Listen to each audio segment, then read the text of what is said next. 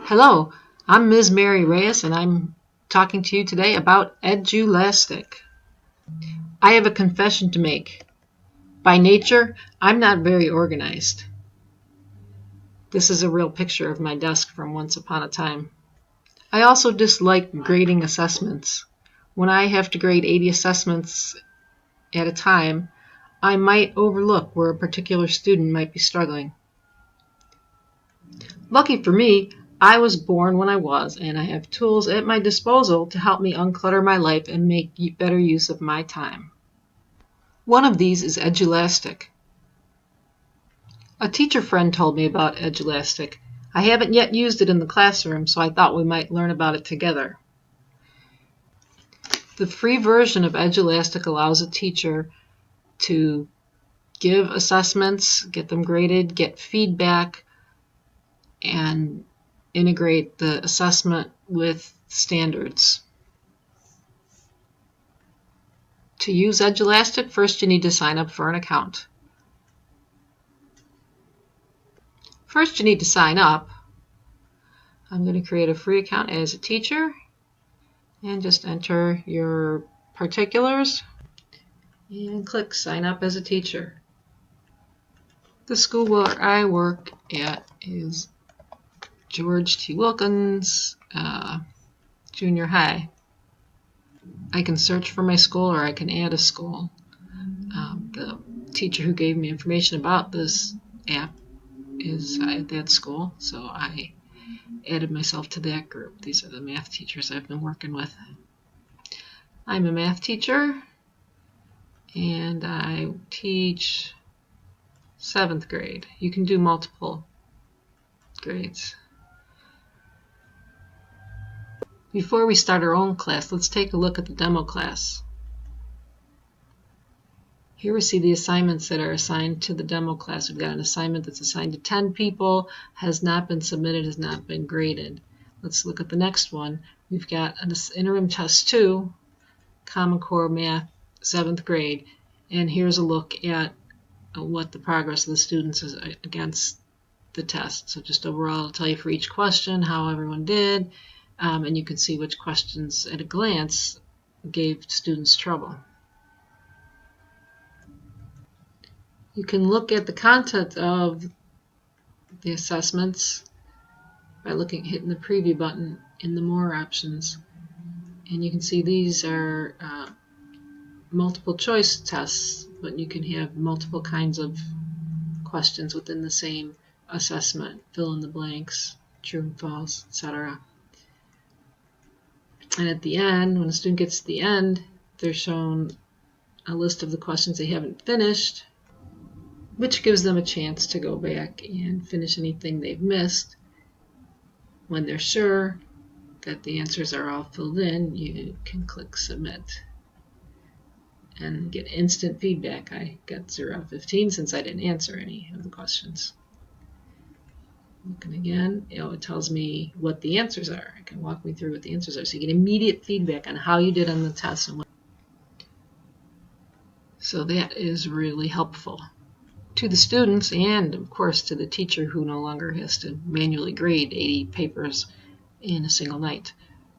So let's return to the dashboard and let's create a new class. I filled in my name and the due date. Now I'm going to select my grade. We're going to go back to grade 7. That's not it. Grade 7. And select the standards, Common Core. We're going to just say Common Core. And the course will be Common Core Mathematics. Okay, so we want to save the class.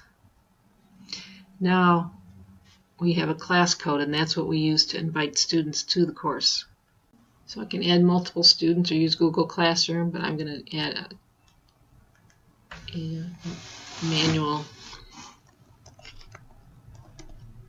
user. This is going to be little Mary, and we're going to give her password.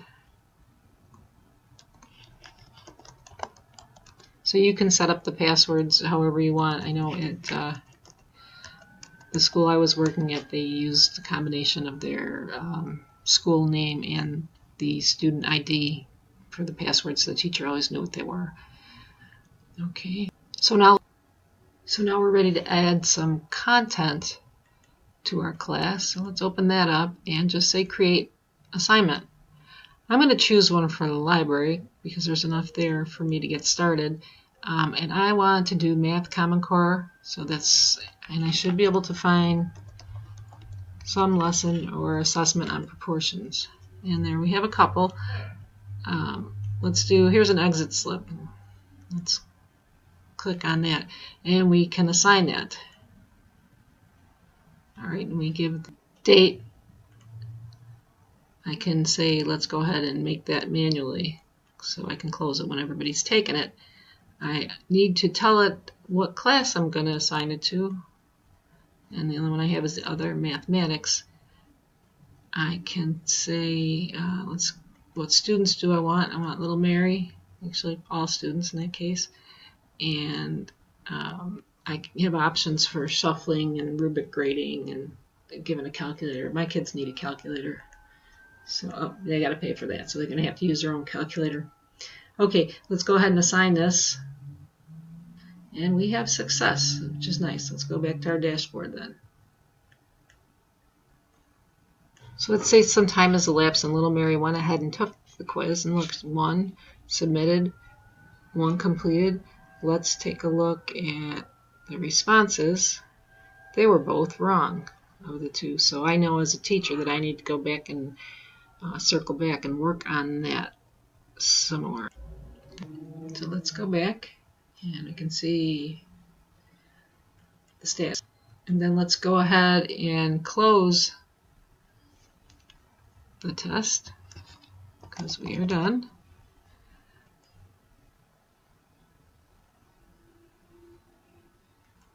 I guess it wants capital letters.